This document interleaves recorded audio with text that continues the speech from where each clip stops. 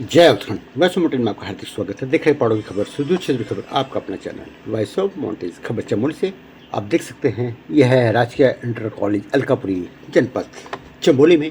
बात हम करते हैं चिकित्सा की, बात करते हैं हम शिक्षा की, बात करते हैं हम रोजगार की। जिस तरह से उत्तराखंड में प्लान लगातार बढ़ रहा है, उसका कारण है कि यहाँ पर व्यवस्थाएं चल रही है। अभी आप ये देख सकते हैं, ये खबर है कि नेपाल को शिक्षा, स्वास्थ्य और विकास में सहयोग करेंगे हमारे उत्तराखंड के मुख्यमंत्री धामी जी। लेकिन अगर हम उत्तराखंड के अंदर की बात करें तो यहाँ तस्वीर कुछ और ही है। वो कहते हैं ना कि दीमक तले अंधेरा। जनपद चमोली के अलकापुरी इंटर कॉलेज का हालात आप देख सकते हैं कितने दयनीय हैं। 1975 में बने इस विद्यालय की स्थिति बहुत ही खराब हो गई है। ये वो विद्यालय है जिसके विद्यार्थी हाई स्कूल और इंटरमीडिएट में कभी किसी ज़माने में सर्वोच्च अंक लेकर जिले में अपना नाम रोशन करते थे और इस विद्यालय का नाम काफ़ी चर्चाओं में रहता था। लेकिन धीरे धीरे जिस तरह से उत्तराखंड बना और आज आप देख सकते हैं कि उत्तराखंड में क्या स्थिति है। इस विद्यालय की दुर्दशा देखकर बहुत दुख होता है। क्लासरूम में पंखे हैं, बल्ब है, परंतु वो एक शोपीस की तरह लटके पड़े हैं।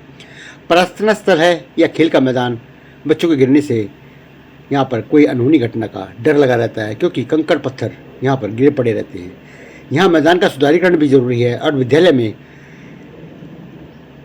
कुछ विषय तो ऐसे हैं कि जो व्यवस्था के नाम पे चल रहे हैं। सब्जेक्ट किसी और चीज़ का है, पढ़ा टीचर दूसरे सब्जेक्ट का रहा है, एक व्यवस्था है। अमूमन यह बहुत से स्कूलों की यही कहानी है, जहाँ शिक्षा के बिना बच्चा शिक्षा ग्रहण कर रहा है, इसका असर उनके रिजल्ट में भी पड़ता है। यहाँ से जायजा लिया हमारे सहयोगी लोकेंद्र रावत ने। देखिए रिपोर्ट।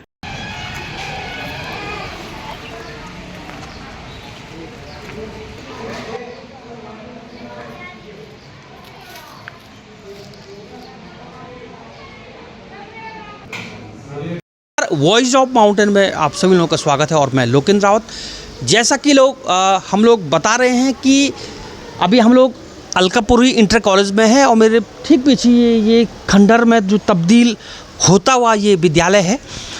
और एक तो नवीनीकरण की हम लोग बात करते हैं, मॉडल विद्यालय की हम लोग बात करते हैं, और हमारा फोकस रहता है कि शिक्षा की हम लोग लगातार बातें कई विद्यालय के विद्यार्थी, क्योंकि वहाँ पर शिक्षक नहीं हो पाते हैं और बिल्डिंगों की किस तरह से अनदेखा किया जाता है। और हमारे साथ में जो प्रधानाचार्य हैं श्री दलीप सिंह भंडारी जी। ये विद्यालय में समस्या तो ये है कि मुख्य रूप से जो प्रयोगशालाएँ हैं 3, वहाँ पर बैठने लायक नहीं है।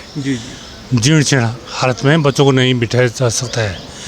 फिर पढ़ने के लिए बच्चों के पास कमरे कुछ कम हैं। अगर सरकार ने तो बहुत बार कह दिया है कि यहाँ पर 40 लाख फिर 10 लाख रुपये आए, लेकिन अभी तक धरातल में कुछ नहीं दिखाई दे रहा है। विद्यालय की स्थापना 1975 हाई स्कूल और 1985 में इंटरमीडिएट।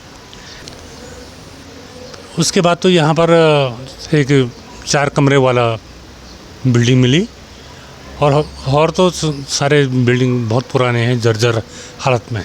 हर विभाग चाहें तो कम हम 4 कमरे और दे दें, सही सुसज्जित, तो निश्चित रूप से ठीक रहेगा। इस विद्यालय में 2 शिक्षक अभी नहीं हैं, अर्थशास्त्र और राजनीति विज्ञान में। बच्चों का परीक्षा फल भी प्रभावित होता है इससे। उत्तर का बना हुआ ये राजकीय इंटर कॉलेज अलकापुरी है, और उसके बाद 1985 में ये इंटर कॉलेज का जो इंटरमीडिएट बना है। लगातार सरकार के द्वारा शिक्षा को लेकर के एक प्रकार से अग्रसारित होना बनता है कि शिक्षा को हम लोग बढ़ावा दे रहे हैं। और जो आज शिक्षा का ये पवित्र मंदिर है और ये ठीक दयनीय बने हुए हैं। बरसात के दिनों आप देख सकते हैं लगातार जो तार लगे हुए हैं, ये थोड़ा कैमरे को इस तरफ खुद ले जाइएगा, हरे भरे पेड़ और उस पर ये तार लगे हुए हैं। आंधी तूफान और बारिश से भी खतरा बना हुआ है लगातार। तो सरकार से भी मेरा निवेदन है और ख़ासकर वन विभाग से मेरा निवेदन है, कृपया आप अनदेखा ना करें। तुरंत निरीक्षण करके आप देखिएगा, सिचुएशन को समझिएगा, उसके बाद इसमें आप तुरंत देखते रहिए। और अभी हम लोग राजकीय इंटर कॉलेज अलकापुरी में हैं। ये बच्चे हैं जो कि 12th A के स्टूडेंट हैं और विद्यालय का महत्व तभी है जब विद्यालय में शिक्षक होता है और अस्तित्व तभी होता है। जी क्या नाम है आपका? साहिल कुमार, अच्छा, अभी कौन सी क्लास में हैं आप? 12th में। 12th में। क्या किस सब्जेक्ट हैं आप?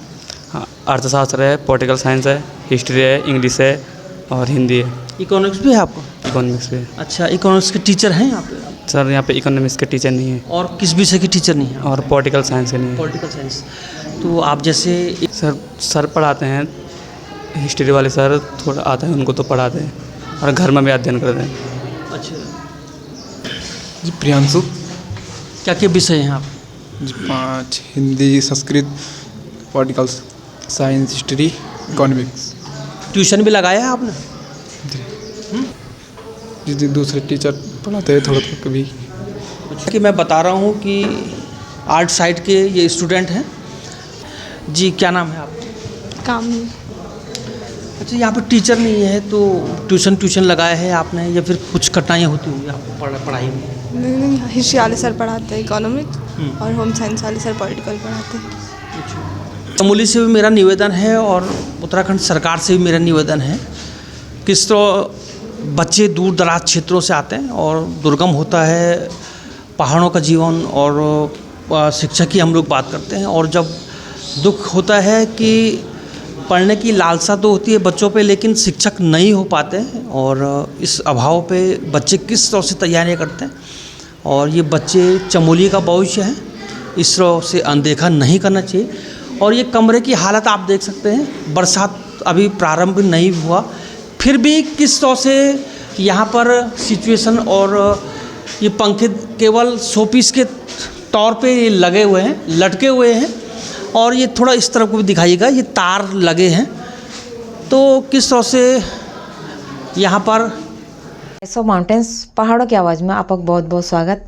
और पहाड़ की खबर आप लगातार देखना छो, देश विदेश तक ये खबर पहुँचनी चाहिए। यदि आप हमारे चैनल अभी तक सब्सक्राइब नहीं करें तो प्लीज़ सब्सक्राइब करें, लाइक करें और शेयर ज़रूर करें, और वॉइस ऑफ माउंटेन्स पेज तई फॉलो और लाइक ज़रूर करें। जय उत्तराखंड।